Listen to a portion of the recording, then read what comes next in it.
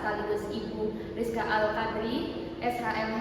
Di sini kami izin mempresentasikan terkait dengan persidangan dalam peradilan tata usaha negara. Adapun anggota kelompok kami ada saya Nora Kalaswati dengan 3 digit NIM terakhir 171. Saya Audia Wardana dengan NIM digit terakhir 155. Saya Juliana Stefanisa ini dengan 3 digit terakhir 161. Saya Salsa Dua Rizka Satirjono dengan NIM digit terakhir 733. So, menyaksikan. Di sini saya akan menjelaskan pengertian dari petun.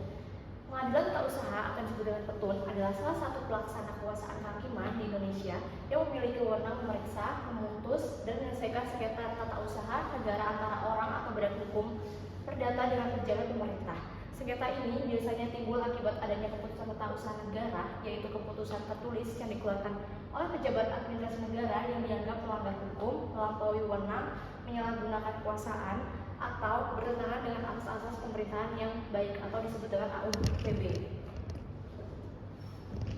Selanjutnya ada objek dan tujuan.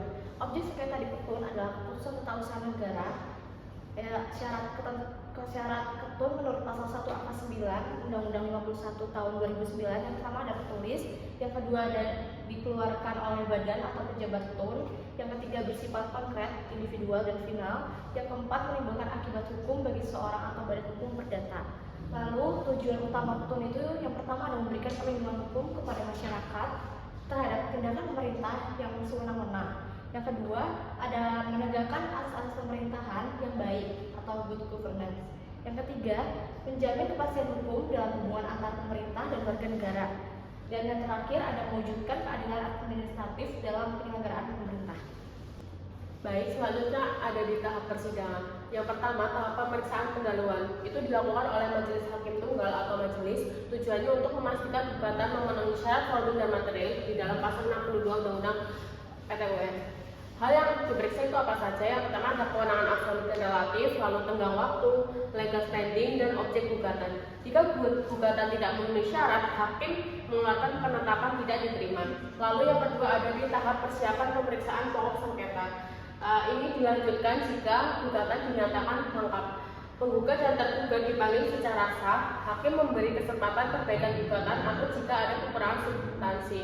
Dapat dilakukan dismisal proses bila objek sengketa bukan KPUN.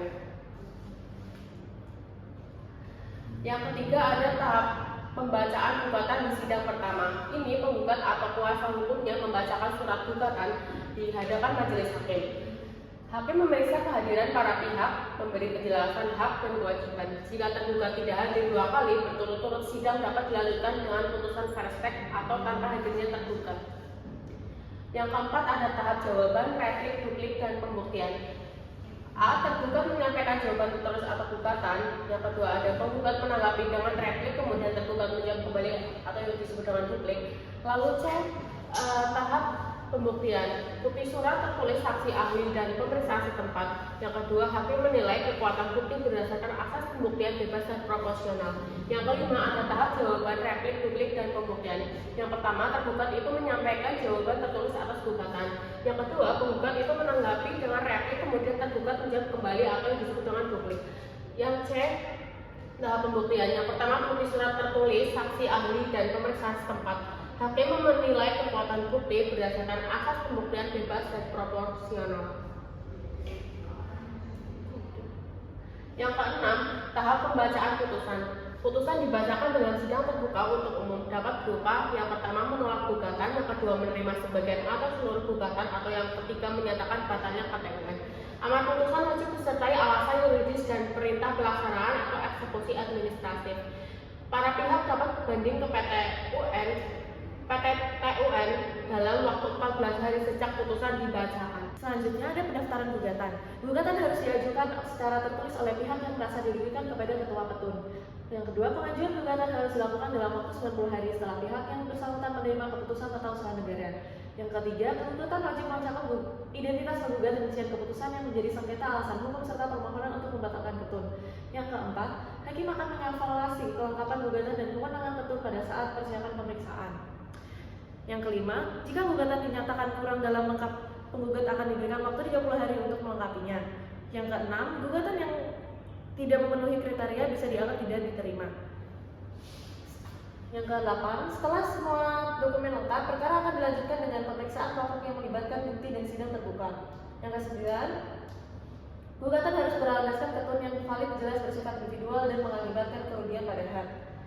Yang terakhir, gugatan yang tidak sesuai dengan ketentuan hukum dapat ditolak atau dianggap tidak diterima. Selanjutnya ada pemeriksaan persiapan. Yang pertama, pemeriksaan persiapan awal dilaksanakan oleh seorang hakim saja. Kedua, tujuan dari pemeriksaan ini adalah untuk menilai kelengkapan dokumen gugatan, keabsahan objek yang disengketakan, serta kewenangan pengadilan.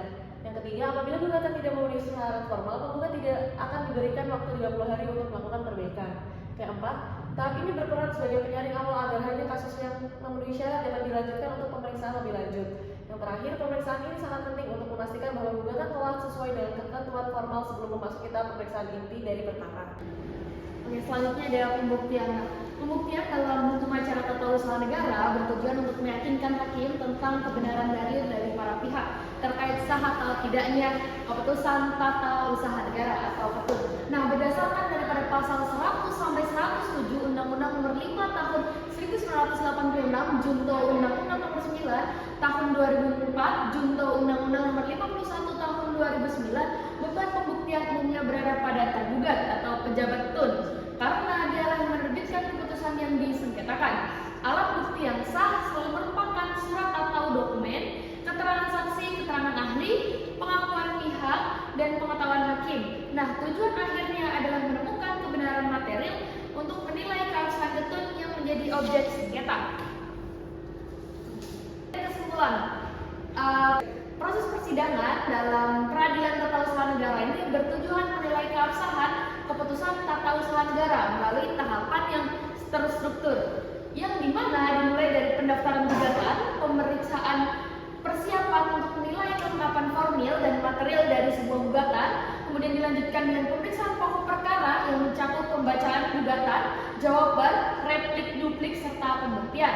Setelah seluruh alat bukti dan keterangan diperiksa, hakim menggelar sidang kesimpulan, lalu menjatuhkan putusan yang bersifat deklaratif.